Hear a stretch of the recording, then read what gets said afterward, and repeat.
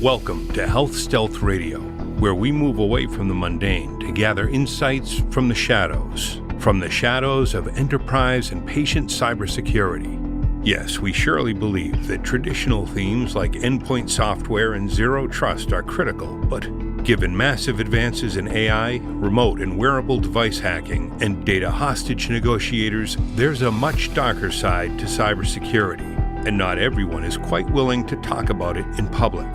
Health Stealth Radio will thrive on these topics and encourage fireside spats to debate them. Here's your host, Frank Cutitta.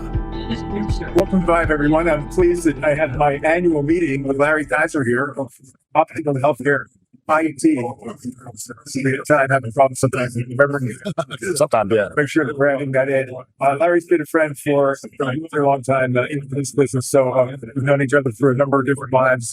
When I was originally at HIMSS and now at Time, and he's wandered a little bit in his own career. Started back at Keen. Yeah. So tell me a little bit out there, just the tweet version of Day in the Life of Larry in terms of what you're doing. Day in the life of Larry. Wow, that's hectic would probably be the best word right now. Yeah. You know, between obviously we're in trade show season, right. 5, and then HIMSS coming up Saturday. Yeah, and then as a whole, our organization is doing over 35 shows this year.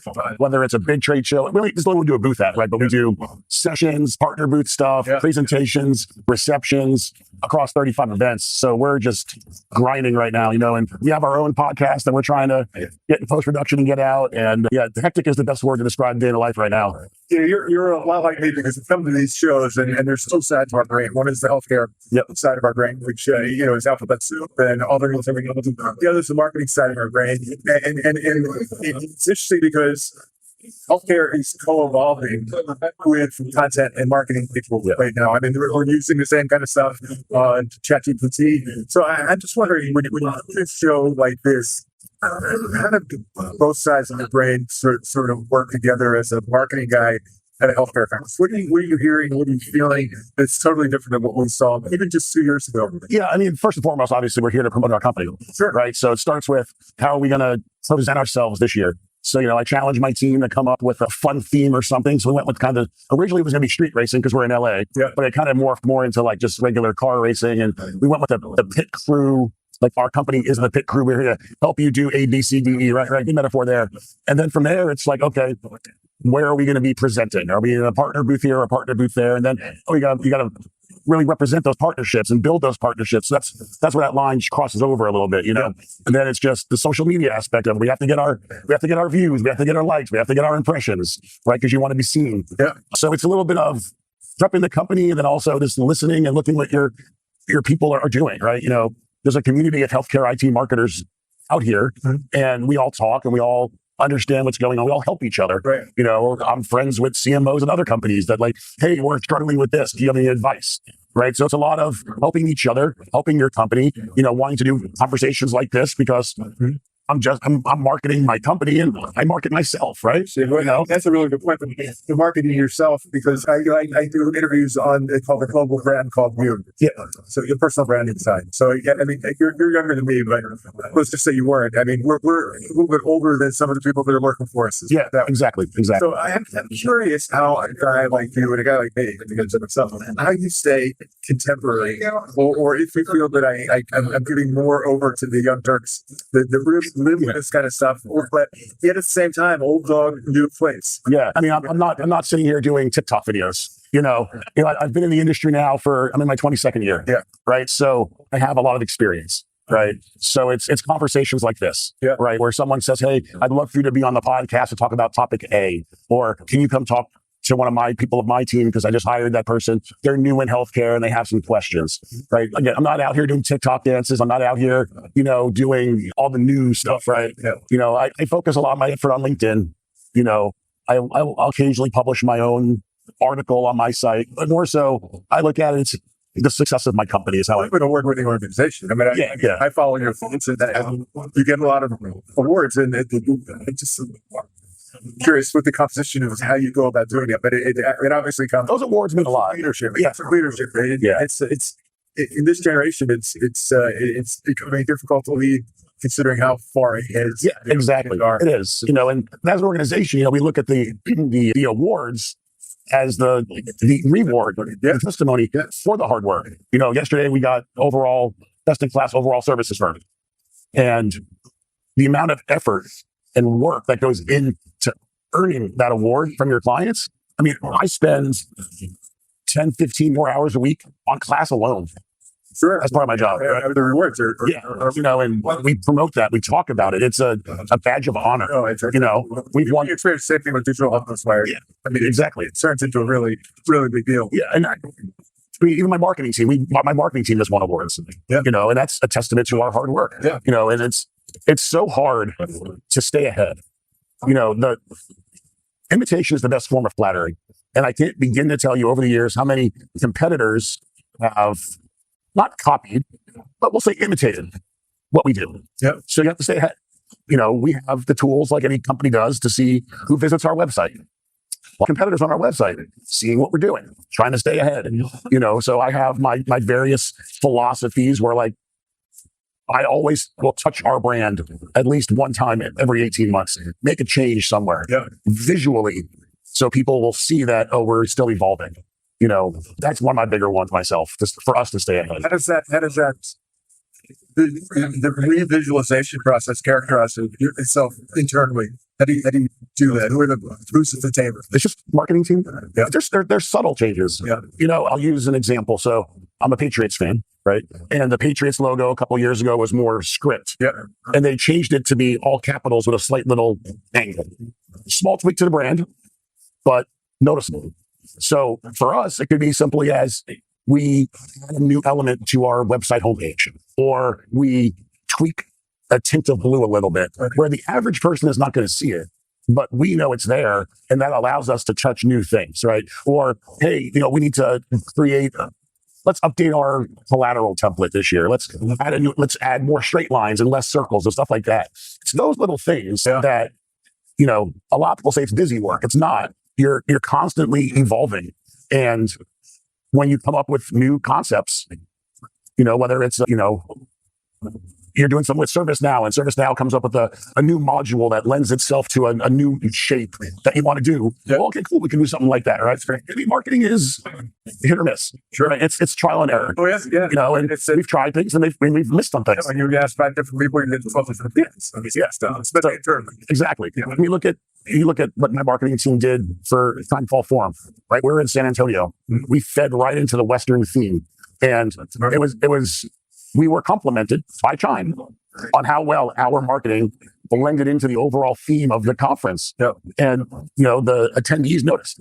We were told things like, you guys did a great, you look like you were basically putting on the conference, So my team is very creative, and I really applaud that. And just working hard to stay relevant. Take that. I mean, we talk about the co-evolution of healthcare and marketing, because there are very much so. So many of the same things. Yeah. So how do you keep the creative juices flowing in a world where ChatGPT could be sucking some out, and yet at the same time, it could be hyper personalizing things differently? I mean, how do you? I asked this question, I think, a couple of years ago when AI. It's like, I think this new thing with AI is really cool. Now we're AI is very cool. A lifetime different than where we were 2 years ago. AI is very cool. Handle that on the marketing department side of saying, well, we got to do this with creative humans versus. I mean, where do you think people can do that? If you look at any industry right now, and you read any article on AI, all everybody's talking about AI is going to replace marketing. AI is going to replace jobs. And I'm on the opposite side of that. I don't think it's going to, because AI is not creative, right? AI thinks. AI may think it's creative, but when it turns out people with 6 fingers and 2 noses and 4 eyes and stuff like that, right? That's a little different. I mean, every emotional business is sentient. Sentience is not the greatest part of AI. I mean, it's artificial emotion, and it doesn't have it, right? And to sit there and say we're going to work on content, for example. Sure, we use ChatGPT or Claude for drafting, but I may have 30, 40, 50 drafts of content spanning every single service line that we do. But just because we draft it with ChatGPT to get over the writer's block, doesn't mean we're going to publish it and it's going to be completely different.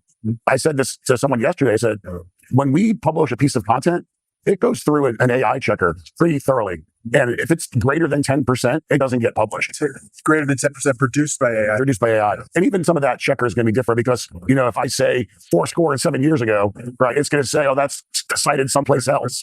And, you know, that's, you know, AI generated. Well, not really, but, you know, that's what it does. And those checkers are pretty good. But, you know, if you're a true marketer, and for us, like we're services. So content is how we promote our services, our expertise. If that requires human interaction, that requires emotion, that requires the knowledge of what you're talking about. Right. Because if I'm saying that we are, like I said, we're the overall implementation services firm. So we know implementation, and this is for Epic. So if I put content out that's AI generated on Epic implementation, I'm not really showing my expertise. I'm showing how to prompt ChatGPT or Claude or something like that. But we have the expertise backed up by the award. Anything we put out comes from all of our SMEs. And that's the most important part. So AI can keep doing what it's doing, you know, and that's great. It's a great tool, but it's a tool in the tool belt with everything else to help you produce what you need to produce from a content perspective, from across the whole spectrum of marketing output, right? It's a tool. And for people to say that marketing is going to go away from it is foolish. So when you talk about marketing evolving, you're evolving with your tool set, right? I have my Batman shark repellent. I have ChatGPT. I have my Indiana Jones whip, and I have a keyboard and a mouse, right? Those are my tools. Random things to say, but those are my tools. And that's what we do. So does my creative director go to AI and look at, you know, creating an image? Sure. But he edits the hell out of it when it's done. You know? So the stepping away from the journalist side of what I do to the marketer, which is what I'm only trained to do. How do you see the mix and what's happening in the partner marketing area? Partner marketing is an interesting realm. You know, at Optimum, we partner with ServiceNow, AWS, Microsoft, a bunch of other ones as well that are either new partnerships or ones that are coming. All sorts of, we partner with a lot of different people. And every partner does something different. Some give you toolkits to use to build your own content. Some give you marketing funds to do, you know, stuff. And each one is different. But just like how this industry is relationship driven from a organization or executive leadership or sales to the CIOs or the equivalent people, it's the same exact way with partnerships. And if you're not building those relationships, your partner marketing is not going to work. But it's really evolved, especially in healthcare, because everybody wants to work with everybody. You know, because they'll come and say, "Hey, we do AI chatbot that integrates with Epic." Okay, well, we implement Epic, so they want to come talk to us and say, "Hey, can you get us in the door there?" Your partner, So it's a little, you know, it's everybody's looking for quid pro quo. Yeah. But, you know, I think it goes back to the basic. You have to nurture and build those partnerships and earn trust before you just willy-nilly say, "Yeah, sure, come partner. I'll get you in the door and plug you into my implementation and go from there." It's starting to be a tough road to sled because everybody wants to partner with everybody. So there must be a lot of missing matches sometimes. Oh, for sure. The content, like, we don't, you know, this doesn't work for us. Yeah. I mean, there was a partner we were working with that we worked on a webinar for them off a new offering that we were spinning up a service line for. And that person did the whole thing, thought it was great. The webinar made its way back to the overall partner, said, "Yeah, that wasn't what we want to sell it as." We kept it up, and they had to update the marketing stuff and so forth. We paused everything that we were doing for them to wrap their heads around of really where they wanted to take that product, and then we revisited it and start building it back up again, right? But it's a lot of wait and see, right? I know what my marketing team is doing this entire year. But when you throw in a partner, you know, it's like, okay, well, I'm now waiting for you. It's like two people owning a boat. Exactly. Yeah, and then we do a lot of joint campaigns. And, you know, one company tracks things differently than another company. One company works faster than another company. Are we doing one brand? Are we doing two brand? Is it a white label? There's a million questions to ask there. But, I mean, I swear I get hit up for partnerships outside of what we're doing almost weekly by multiple firms. And, of course, specifically in AI right now. I mean, I was laughing. You know, Vibe and HIMSS, right, back to back. We all have the mobile app, and everybody wants to connect with you.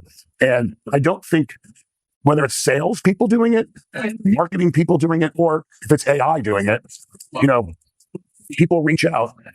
"Hi, Larry, we do A, B, C, D, and E. Is it worth a conversation?" And my thought is, do you even know what I do, what our company does? Because we don't align, but they literally just blanket these things out there because they have, Yeah, it's the old McGraw Hill line. The old man on McGraw Hill line used to say, "You don't know my name, you don't know my business, but you want to be a partner." What is it you're for? Yeah. So it's what makes me laugh because at least put effort into it. Yeah. Do your research. Yeah, especially when you have to do research on it. I mean, it's inexcusable, isn't it? But it goes beyond partnerships. It goes beyond healthcare because I even get this from random recruiters. Oh, absolutely. Hey, Larry, we have a brand new field marketing manager job for you. We think you'd be an excellent fit. Did you not look at my LinkedIn profile? Said, I'm a little bit senior than a field marketing manager, and you're looking for 1 to 2 years experience. I have 22 years of experience. Right? Exactly. I sit on the board of the Journal of Bone and Joint Surgery. Don't ask me how I got there, but I'm surgeon on the weekends. And I get bored stuff because somebody's searching that I'm part of this, and people trying to sell me joints. There's always every place with joints. Clinical studies that they want me to author. And I grew up as a special ed teacher in Jersey. And I just happened to get in there. And that's kind of the era where we are now. Yeah. Right. And I don't want to say it's laziness, but it sure feels like it. Well, I would argue that it's intellectual laziness. I would even give it benefit of the doubt of it being cognitive overload. So it's just bad study habits. Yeah, it's a bad first impression. So are you saying would you characterize that the marketing funds, the partner marketing funds, are increasing? I mean, let me ask you a different way. When I grew up in the media business, I was at AG, and we launched magazines around the world from Intel Inside. Funds. Yep. Because everybody got them, then somebody said, some more Intel funding. I got to put that little logo on there and a little shine.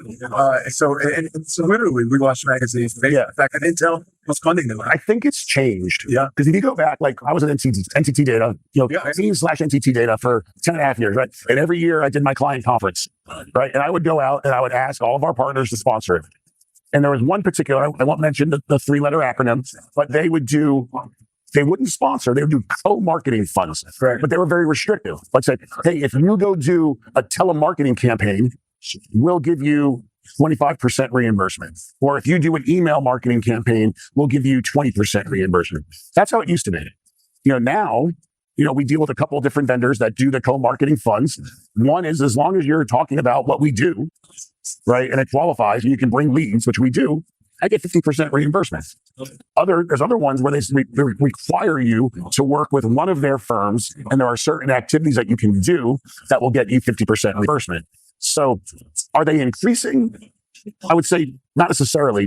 They're just, some of them are getting more restrictive than others on what you can do with the funding. Interesting. And I rely on that funding for my budget, right? Like I said, if I bring in a couple $100,000 in co-marketing funds, well, that's more events I can do, that's more receptions that I can do, and other things that I wouldn't be able to do without that. So that's where the partner is really important, is to cultivate that relationship and make sure that you're maximizing every angle of that relationship. So we produce a lot of custom content, as you know. Yes, you do. That's what you guys are involved in. I'm just curious, and not specifically with Chime, but in general, are you finding that there are different kinds of content and form factors that are resonating more, or is good, solid, provocative content going to work regardless of what format it's in? That's a loaded question. Go. In our modern age right now, our attention spans are minimal. So quick hit content is very effective. Mm-hmm. So, I know what you're talking about, but video content, 30-second video. So let me use our podcast as an example. Yeah. We, in a similar, very casual conversation, we do about 20 to 30-minute conversation. That gets put in post-production and we're ready to go. But we take snippets of it, 10, 15, 20 seconds, repurposing it and use that to market it. And if you look at our LinkedIn, where we post those, look at the engagement of those little videos, through the roof. Really good numbers. Yeah. Boom, they're there, right? But oddly enough, when we published the podcast, it was on its own page on our website, and it has the YouTube video, because we did a video as well, and the SoundCloud link, and then the links to Apple and Spotify and so forth. The podcasts, this is where I was surprised, right? The average podcast is like 20 something minutes. Yep. And then you can watch the listenership go off. We haven't seen, ours have been pretty consistent, but what I'm seeing is the video of the podcast is getting several hundred watches and getting through almost 80 something percent of them, which I was very surprised about. I didn't think it was going to be the most popular piece of our podcast, right? Because the whole concept of the podcast is just walking with your phone, listening to it, or in your car or something, right? So I think that is kind of a little different nature there. When you pop those small, quick hit videos up, and video in general gets consumed more. But as we kind of bring it back to AI, right? SEO and content and blogs and so forth has changed. Your content now has to be optimized for LLMs. Yeah, I was going to ask you that. So now what we're doing with our content, we're still doing our blog posts and we're still doing white papers and case studies and everything, but you'll find our content on the blog specifically is more about answering questions than it is just writing an article about something. So do you have somebody that you bring in or somebody on staff? I mean, the new term is instead of SEO, it's CEO. Yeah. So I mean, how do you, saying this as a friend, because we deal with the same thing. We produce a lot of content. So how do you optimize that? What are you doing? We're still learning. Yes, we're still learning. So we use a plugin on our website for SEO called Yoast. And Yoast offers some cool functionality there. Yeah. I have a demo. I've tried the free trial of it because we've been using that plugin for like 10 years now. I'm going to probably go and buy that aspect of it because it will generate that stuff for you. But my content director, Matt Divinier, and I, we've done a lot of research, a lot of reading on it, educating ourselves on it. And we're dabbling by ourselves first before I have to go off and do something. Honestly, what I'm waiting for is like something like Google. AdWords is a big thing, obviously been around for eternity. They harass me every month because they want to assess our account. I'm ultimately waiting for something like a Google or a ChatGPT or something to really offer some sort of service that's going to help you get your content ready for this. Absolutely. Probably the algorithm is changing every day. Instantaneously changing. I used to have a meeting with my media team, and we do it once every 2 weeks and have the Google analytics guy and the algorithm people come in and tell us what to do. Yeah. All right. That was quarterly during the year. Now, I mean, you can do it quarterly during a month. Yeah. Right now, and the algorithm is changing. And the thing is, like, we live in this business world, right? We have so many options out there, right? Facebook, Instagram, LinkedIn, X, Instant, all these different things, right? And we focus almost exclusively on LinkedIn. And LinkedIn's algorithm is the worst algorithm of all of them. Yeah. When I log into LinkedIn at any given point in time, I get content that's either a month old or a day old. And it drives me nuts. But thankfully, LinkedIn is not a search engine for that. It's the receptacle where the content goes, right? Unlike X, for example, like when you search something on Google, on Chrome or Firefox or whatever, it pulls in tweets or whatever they call those. We don't post on X anymore. Whatever they call that, right? So there's different things. So now I have started actually doing this myself rather than say, hey, asking my phone, hey Siri, what's the answer to this question? Or going to Google it. I started going to my ChatGPT. I use it's called Mac GPT. It's a Mac client for ChatGPT. And I find myself now doing it. And man, is it more effective. Yeah. So much more effective. And so I'm trying to take that personal experience in my non-work life and apply that to the work life piece of it, where we're trying to maximize our content, right? Where I focus on those ever magical numbers. What's your engagement rate? What's your click-through rate? How many impressions, right? The average engagement rate on LinkedIn across every single industry is only 2.3%, right? For Optimum, we haven't been below 5% in like 6-7 years. So we get a lot. I mean, we post a lot of content. I mean, we created 67 pieces of content last year, just print. Like that didn't include the podcast or anything, and the goal this year is about 15% more, right? We're a growing organization with new service lines and everything.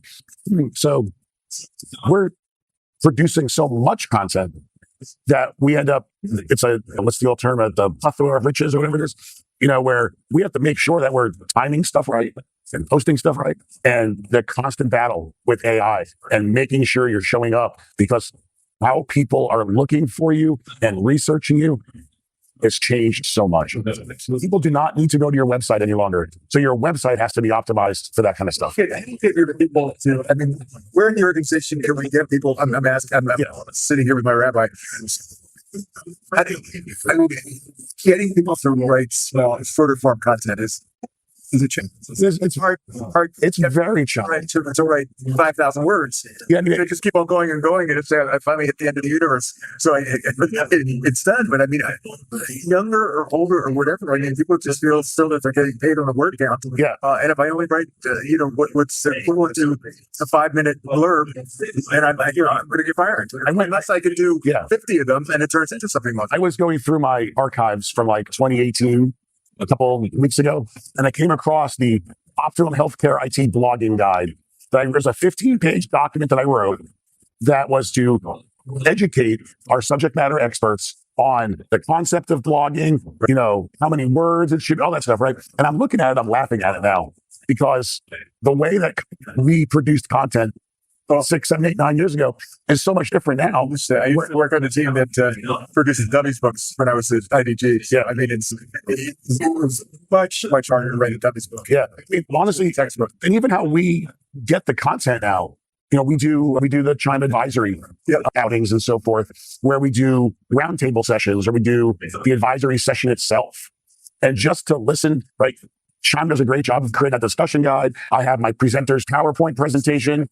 Yeah. And I'll sit there and I'll record it. And I'll take all of that content, I'll drop it in ChatGPT and have it summarize it for me, because they can do it a lot quicker than I can. For sure. And then I'll say, how many pieces of content can I glean from this? Think about an infographic, a white paper, down the list. And it gives me all the recommendations. And I look at it, I'm like, all right, I can see how that works. But that came from a presentation.